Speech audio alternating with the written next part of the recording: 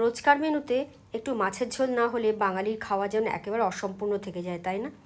তাই রোজকার মাছের ঝোল একটু হালকা পাতলা হলেই কিন্তু খেতে বেশ ভালো লাগে। আজকে দেখো আমি রান্না করেছি ভেটকি মাছ, খুব কম মশলা দিয়ে একটু ধনেপাতা দিয়ে রান্না করেছি। তাহলে চলো দেখে নেওয়া যাক কীভাবে আমি রান্না করেছি।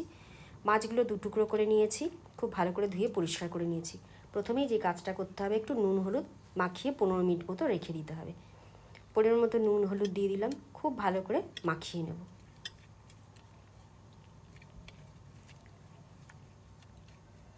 ব্যাস হয়ে গেছে। এবার 15 মিনিট রেখে দেবো। 15 মিনিট পর কড়াইতে সর্ষের তেল দিয়ে দিলাম। এবার মাছগুলো হালকা ভেজে নেব, খুব বেশি ভাজার দরকার নেই। মাছগুলো খুব টাটকা, এখন শীত পড়ছে, খুব টাটকা মাছ পাওয়া যায়। মাছ বেশি ভাজলে কী হয় বলো তো, শক্ত হয়ে যায়, খেতে অতটা ভালো লাগে না। তাই একটু হালকা ভেজে নিলেই মাছটা কিন্তু বেশ নরম থাকে। মাছগুলো হয়ে গেছে, তুলে নিলাম।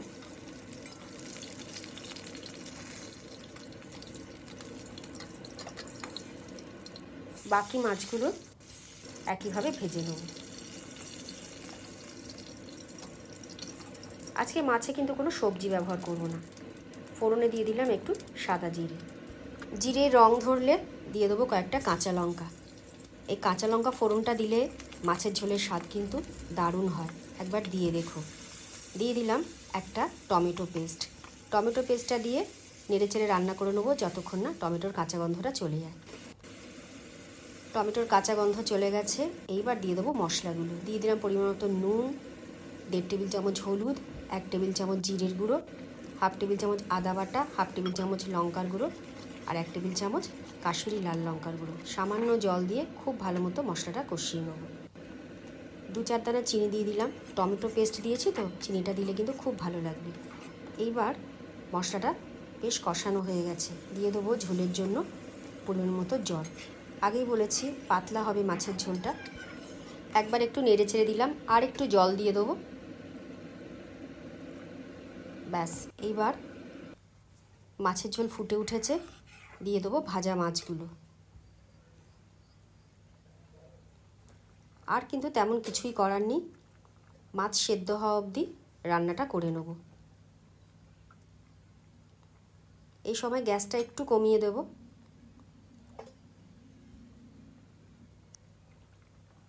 দেখো মাছ কিন্তু সেদ্ধ হয়ে গেছে, রান্নাটা আমার মোটামুটি হয়ে এসছে।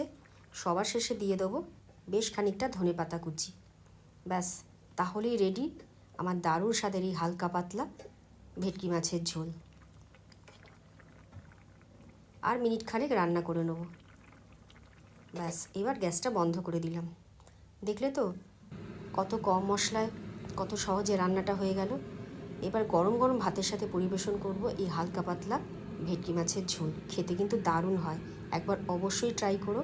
আশা করি তোমাদের খুব ভালো লাগবে। ভালো লাগলে একটা লাইক করে দিও আর কমেন্ট করে জানিও তোমাদের কেমন লাগলো।